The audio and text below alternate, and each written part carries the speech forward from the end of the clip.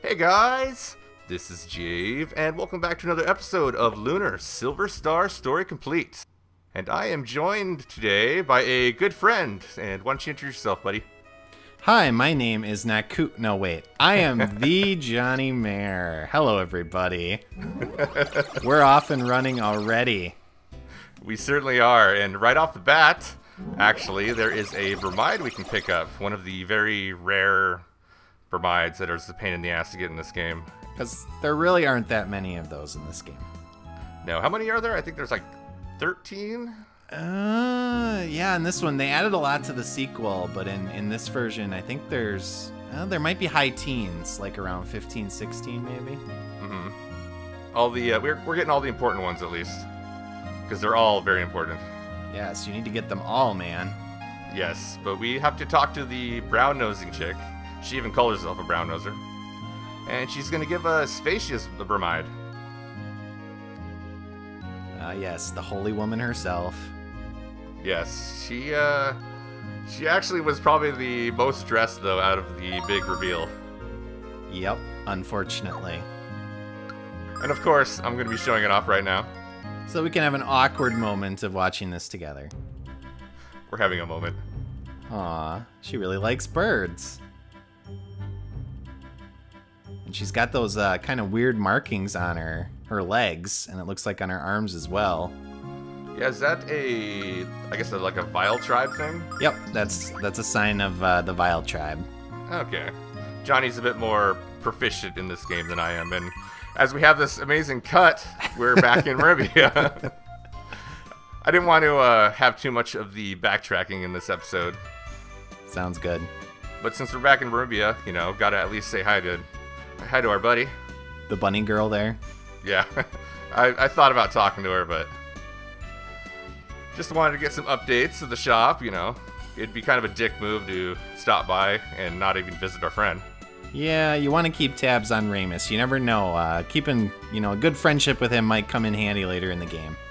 Yeah, you never know. Plus, actually, you can buy it's only one piece of equipment, but you can buy a new sword for Alex here. And Alex needs all the equipment he could possibly get because there's some very tough battles that are going to be coming up. Not necessarily in this episode, but definitely in the near future. Oh no, this episode we're practically cheating in the battles. Yeah, but we'll get to that. Alright, and there's also one more thing I want to do. And actually, Johnny told me about this. I completely forgot about it. But we want to talk to the old hag's sister again. And this will actually trigger a free piece of equipment for us in a little bit. Yes, but you have to go back through that wonderful hag's forest, though, too. Oh god, yeah. Well, it's pretty easy this round, though. I would imagine the enemies are quite a bit easier at this level. Mm-hmm. And luckily, unlike the bosses, the enemies don't scale to you as well, because that would be pretty annoying. Oh my god, yeah, just like in Final Fantasy VIII. Yes. Don't get me started on that one. I'm looking forward to that LP when you do it, and you better get up to level 100 as quickly as possible so that every enemy is like super difficult to beat in that game. Right? I'll have 40 hours playtime before I even left, the first starter area. Yeah, Balam Gardens. I've done it before. Wow. But here we go. We're going to the mansion and talk to Master Mel, who is with Galleon right now. We're going to meet up with them. 2 of the 4 heroes. Yep. After that shocking reveal not too long ago about Lamia. Right. Well, at least she didn't turn out to be a bad guy like we thought. Yeah, that's nice. That would really suck if, people that you really trusted would end up being bad people. I know what you mean. It actually, the first time I played this, all these plot twists and such, like with Lamia, actually did surprise me. I guess I wasn't that smart to realize, oh yeah, those portraits look kind of similar. Well, I mean, we've kind of been indoctrinated when we were kids on pretty straightforward storylines, so to kind of have those changes like that and those kind of twists throughout the story, that's unexpected, I think, because that's not really... Final Fantasy usually has that one big twist, at least in the later games, like early on, like, you play for like 5 or 6 hours, you think you're chasing someone in particular, and then it's like all of a sudden this other enemy comes on the radar. But the early games didn't really do that necessarily, so... Right. They're like, by the way, here's the last boss. Yeah. Yeah. I'm not even going to get into that with Chrono Cross. So we're talking to the three, and Jessica's pretending not to notice us. I wonder why. I mean, I don't necessarily blame her. Some of the company we keep. Yeah, well, you do know why. Okay, I do know why. Yeah, it's because she doesn't want her dad to know that she hasn't been at the temple, because basically she's been lying to him and telling him that she's been this dutiful student when she's been running around with Kyle and having fun with him. Oh, one of my favorite characters, Kyle, yes. Yes, Kyle is quite the treat, and he's got quite a bit of fun stuff left to come. Yes, he does. But we have to talk to each of these people twice in order to progress the story, and we actually get to hang out the night, catch up with Jessica. Yeah, don't we get to stay in her room? We do. We do. Very interesting, isn't it? It's a bit scandalous, but I guess not in the world of Lunar. Mel really trusts us. Yeah, he does. Must be because we have a flying cat behind us. Yeah. Well, it's probably has to do with Luna too. She's pretty trustworthy. I mean, the company we keep. Yeah, it's tough to not look at Luna's face and just melt. She's kind of that definite, that down to earth kind of good girl that everyone kind of trusts. Right. Oh, come on, Galleon, you're pretty strong. I think you could take him out, right? Oh yeah. And we will actually be seeing how strong he is momentarily. Oh, I love Galleon in your party, because he just he makes that trip through the weird woods so much fun. Mm-hmm. Yeah, we'll be seeing him and his spells in the weird woods. I haven't shown the trip back to the hag. I just cut that part out. But Okay. Have you ever once Galleon joined your party, like oh wait, never mind.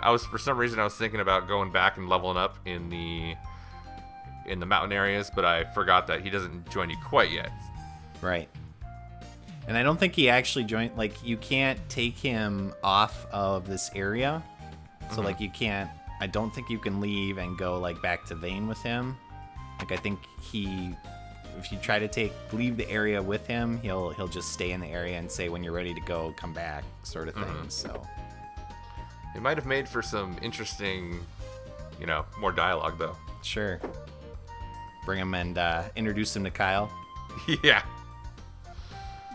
All right, we're in Jessica's room. And naturally, the first thing I do, whenever I enter a girl's room, you're about to find out. As soon as I'm done talking. The suspense is palpable. You'll notice a pattern as I go and, of course, check everybody's stuff. Oh, gotta check through her drawers and stuff, huh? Look for her unmentionables. Possibly. Well, I always knew you were a sick freak when it came to certain things. Hey, I'm just role-playing here as Alex. Oh, I see. This is what Alex wants. Role-playing, got it. You gotta think Nal gets pretty tired just kind of always floating there like that. Right. Yeah, just hovering constantly. Especially with how small. I mean, I think Nal is technically a he, but the person who did the voice of Nal is a woman, so it makes it interesting, the dynamics there, trying to figure out the gender of him. Right. A very, very high-pitched voice indeed. Yeah, and if you watch the special features that come with the game, they show kind of the recording with that actor and then how they up-pitched it to make it sound super high-pitched, so that it was supposed to be genderless, the voice, but it still, to me, sounds very feminine, so. Wasn't there, on the bonus discs, bloopers, too? Oh, yeah. I might have to show that in a bonus episode. You better. I totally forgot about those. They're freaking hilarious. And they are still talking, aren't they? They are. They're talking throughout the night, and, I'm sure it's nice being in Jessica's room. Gotta wonder how they're gonna pull off the sleeping arrangement. Just the one bed. Good things are about to happen, Johnny. Hmm. This is a JRPG after all. Uh-huh. Well, I can't wait. We've seen with the Bromides that, you know, they're willing to nudge that little boundary there, that line. They can toe the line. They're pushing the envelope. Yep. Oh, where are you going, Jessica? She's leaving. Well, okay, so Jessica must really trust Alex and Luna then. They're not even married. I know. Adventure is coming to an end. Luna, we've been over this before. When you didn't want to come on the ship with us. In that very dramatic moment. I know. And you know, what's really weird about that is that in the original, that didn't happen. Right, yeah, she just stayed behind. And so you did not have Luna with you.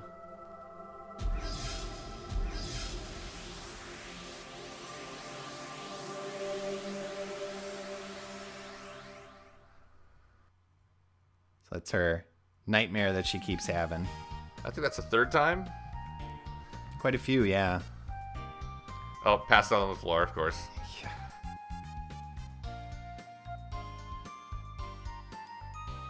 I do like how they even gave Null his little sleeping animation. I like the aw shucks look too in the character portraits. Oh, Just a dream. Alex is all excited though. It's okay. He's raring to go, too. Well, we're gonna head home now, huh? Yep. Uh-oh, Galleon's gone. Yep, I believe he is...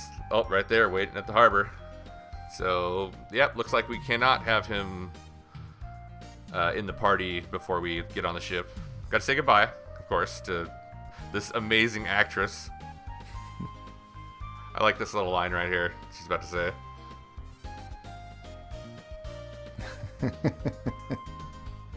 Tee-hee. Oh, yeah.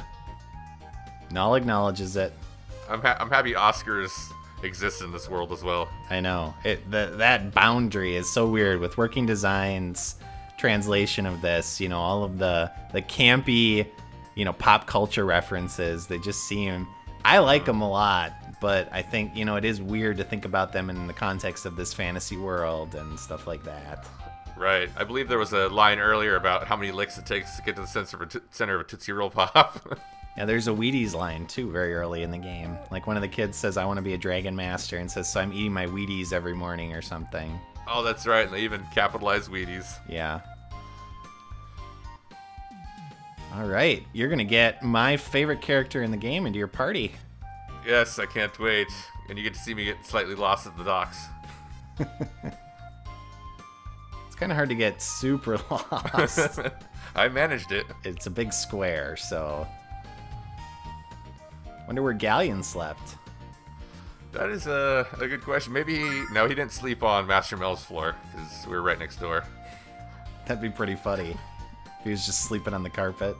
Yeah. Next to the bed. And we have a bit of a shorter trip back, at least. No cutscene though. I would love to see Galleon singing at the top of the mast. The same song. Yep.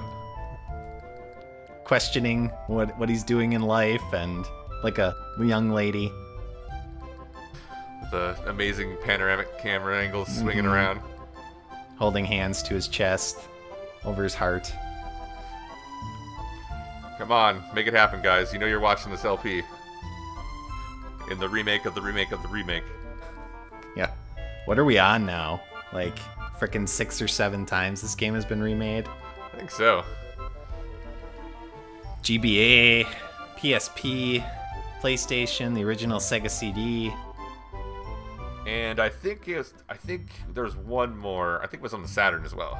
So that's 5-ish. Have you played any of these besides this one? Nope, this is the only version that I've ever played. I would steer clear of the Game Boy Advance one personally. Yeah, that's what I've heard. It's pretty terrible. Yeah, we were talking about that on Twitter not too long ago with someone who was actually playing it and was just complaining about it and stuff like that, how the story was just basically gutted and there did not seem to be any reason that the characters were doing anything that they were doing. And, you know, that's such a huge part of this game is the storyline.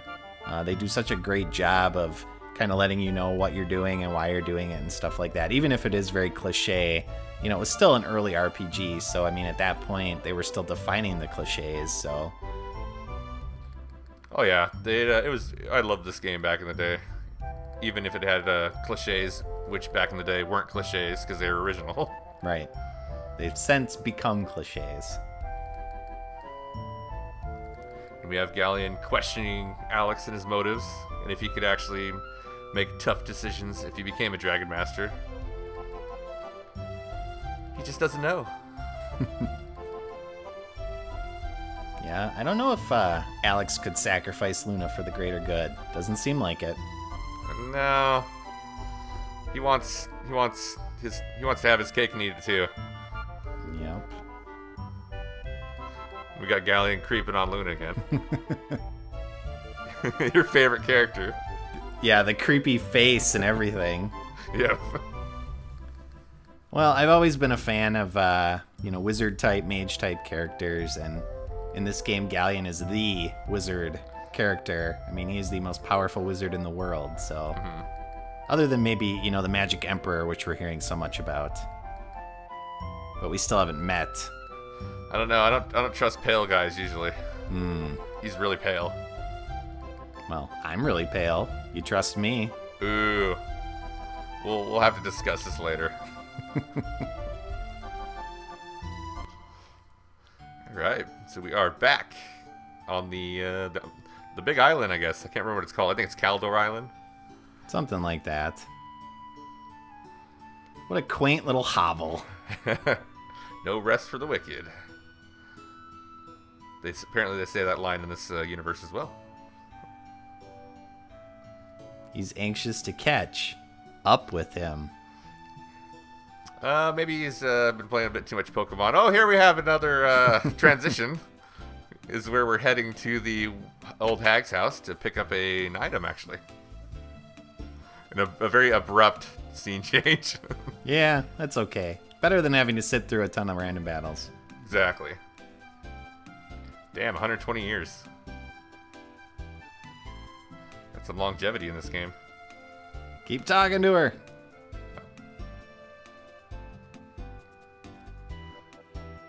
When in doubt, talk again. That's right. Oh, and we get her bromide. Oh, I mean the ice mace. Oh, God. The old hag bromide. Yeah. I would not be able to bring myself to actually look at that. All right, but we don't have a priest in our party yet. So we can hang on to this. I don't think this has an use ability like the fire canes do. I think it's just a strict weapon. Yeah, I'm not sure any of the maces do. Oh, and here we go. Get to show off Galleon. I love how they have these little character animations, even for like the original heroes and stuff. Mm-hmm. Galleon is so badass, he doesn't even have to chant. All he does is go, "Ooh," and he casts a spell that just engulfs the entire screen in fire.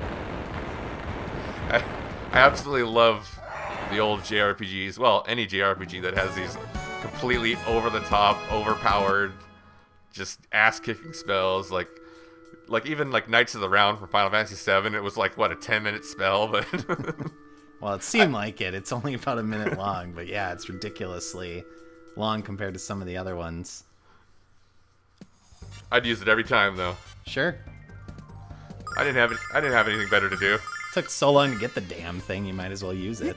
Yep. I'm so glad you're showing these spells off, because he's got 4 unique spells in this game. And they're pretty awesome. Oh yeah, they definitely get the job done, and it really doesn't matter what you use. Because anything kills everything. Well, he is at level 99, so... Yep. I think he has maxed out... I can't remember, is the maxed HP 500 and 500 for MP? I think so. Or that might just be Galleon. I think Lake might have had 999.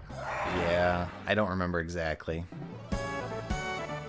I've never actually leveled any of the characters up beyond like 60-ish is usually. I'm usually in the 50s when I finish the game. I think the highest I ever got was in the 60s. So.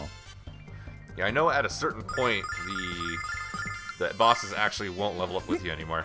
Yeah, I think it's 50. Right. Here's a kind of a weird one. I've always thought Earth Elemental was kind of weird in video games because, you know, fire burns, ice cold, you know, freezes, electricity electrocutes you, but Earth, well, it just basically crushes you. So you can do the same thing with the club, really, or suffocate you, I guess. Yeah, I tend to prefer the games where it's more like the Earth opening up, kind of earthquake effects for Earth spells. That was a little better of a transition. Well, thank you. I've been working on them. But we got to return to our hometown of Berg real quick because, you know, we got one of the 4 heroes. We might as well show them off. That and, you know, it's always nice to check in with your parents because they don't have cell phones. Not yet. Not yet. That's in 1,000 years. Yeah, Lunar 3 maybe. They'll have cell phones. Not that that's ever going to come out, but... Well, you never know. It'll come out and then be butchered horribly because there'll be an iPhone game. Microtransactions. Yeah. Frightening. Frightening too. I thought it was pretty awesome. It's getting you all the chicks. Jessica, Luna, Null. Yeah, fortunately in JRPGs there are never any ugly women. Except the old hag. Right. But then she's old, so... So she has a pass. Visit old Dine's monument and get a rather interesting line from Galleon. He doesn't appreciate what we've done for Dine. You know, Johnny, Galleon's kind of a dick.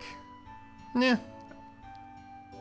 When you're super powerful, you know, you're allowed to be a little bit of a butthole. I guess. He's got a lot of responsibility. He's one of the main leaders, and now with Lamia kind of out of the picture a little bit while she recovers, you know, he's kind of got to be the one who steps up and helps out with stuff. Yeah, he doesn't seem like he's too thrilled with becoming a Dragon Master. And we have one other big scene to visit. I think this is all the major ones you can see in your hometown with Galleon. I didn't exactly go around and talk to everybody because I didn't want this episode to be, you know, an hour long. Sure. But at least we get to see another moment of him being creepy. Watching. Observing. Like a voyeur. That voyeuristic Galleon. Although it was Luna who was actually creeping on him originally when she went out and found him on the terrace. Oh yes, with his robe folds. Yes, and his ukulele or his harp. His ukulele. Yeah. Yeah, I don't know what that was. I'm sure someone does. It's probably a lute or something. I don't know my musical instruments very well. Should be like having fun and push him in the water or something. Yeah. No, I should sneak up behind him and scare him into the water. He has the perfect opportunity while he's creeping on him. Aww. They're trying to have a tender moment. With Galleon in the background. That's right. Have you played the DX version of Legend of Zelda Link's Awakening? Is that the color one? Yeah. I have, yes. So they have the photographer who comes down and takes pictures. Oh, right, yes. And then also an Earthbound, you know, the Fuzzy Pickles. I don't know if you played Earthbound. Yep. I think that's where they got him from, actually. I think it's the same looking kind of character.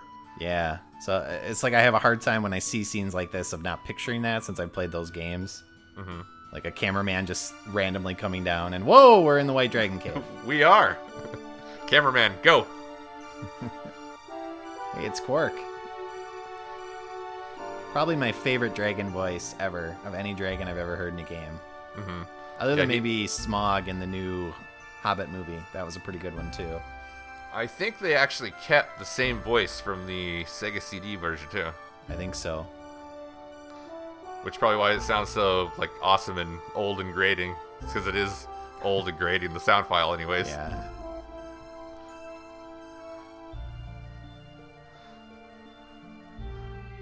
Wonder what his question is. It's about Luna. His big fascination.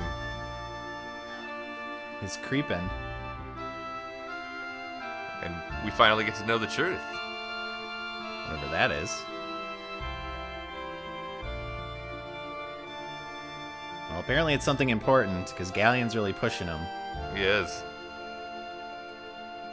And I trust Galleon. I mean, he wouldn't have anything nefarious in mind. Well, he was Dragon Master Dine's best friend, too. Yeah. It's gotta give him a few points for that. And there we find that out. Yep. I'm just jumping the gun, aren't I? Spoiler.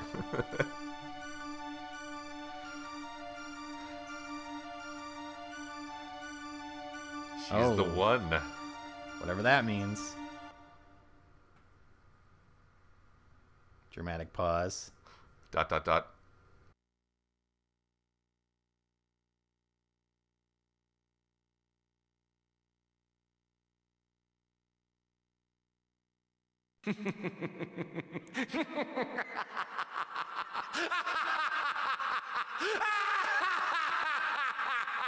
Oh, then the time has finally come.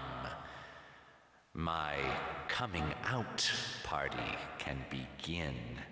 Send in the clowns.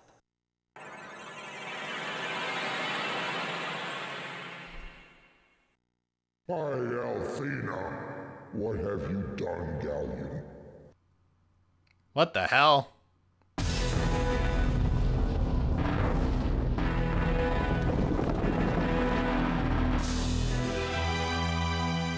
Not Galleon, dear Quark.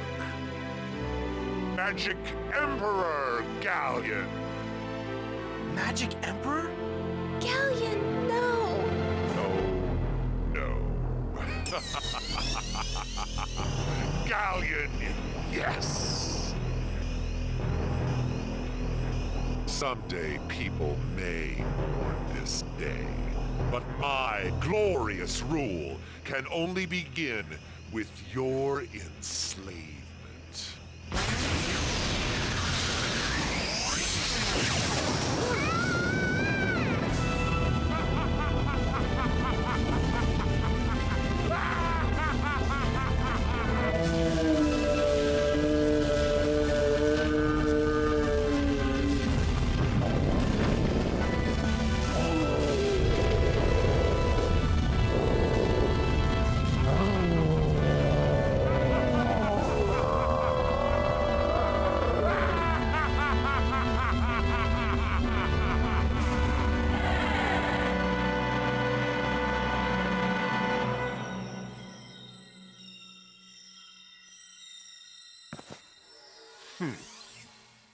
Quark shall be the cornerstone of a new order. My world order. But who shall be my queen? Creeper. The big reveal. Shocking. I know, I did not see this coming. Whoa. Oh, come on, you gave her a scream, but you wouldn't at least give him that little line. On a delicious half shell. God, I love Galleon's voice.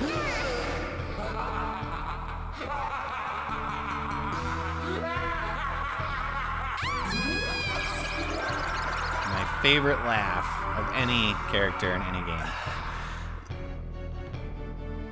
Yeah, that whole scene is amazing. Oh yeah. That's my favorite cinema in the game. Easily. So Luna's captured, and Galleon is more than just a big dick. He's the biggest dick. He is the biggest evil dick. And in the original, that scene is definitely not nearly as dramatic. They did such an amazing job with that cinema for this version. Right. In the original, he just kind of says some stuff, and then Quark kind of screams, and then Galleon just kind of runs away. And it's like really anticlimactic.